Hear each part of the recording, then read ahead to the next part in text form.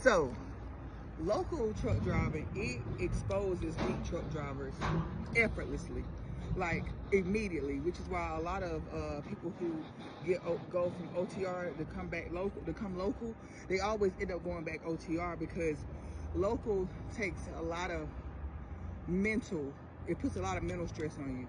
And then you have all these tight spaces that you're backing into, because most of the time when you're doing local, you in the city, you dropping off within the city limits. You're not dropping off when you're doing OTR. You got like these big open spaces. Sometimes they off in like the boondocks in the woods somewhere. Then you got the, like I said before, you got the traffic commute.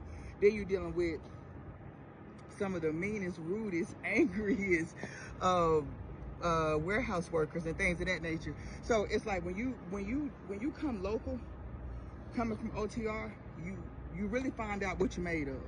They say OTR, you find out what you're made of, but that's not true. Because OTR, you chilling.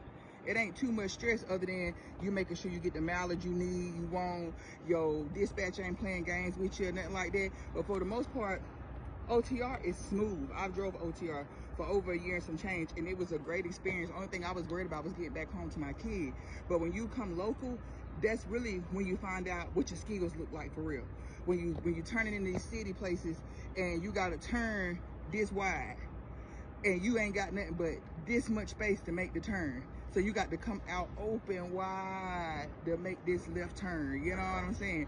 And it could be very excruciating at times where you kind of like question yourself, question your skills and things of that nature.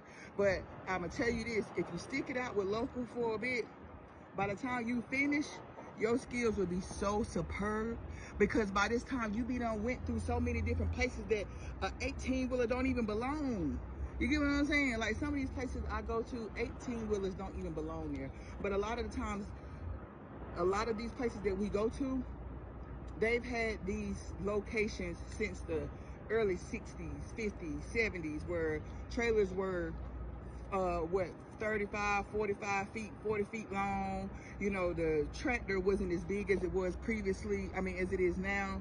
So, and they still haven't rechanged the structure of the places that you're pulling into, you know what I mean? So when you come out here local and you're dealing with going through these city limits, these tight spaces, these tight docks, these angry warehouse workers and things like that, angry shippers and receivers, and like I said, backing into these docks is even more excruciating, because a lot of times you don't even have no space to turn around.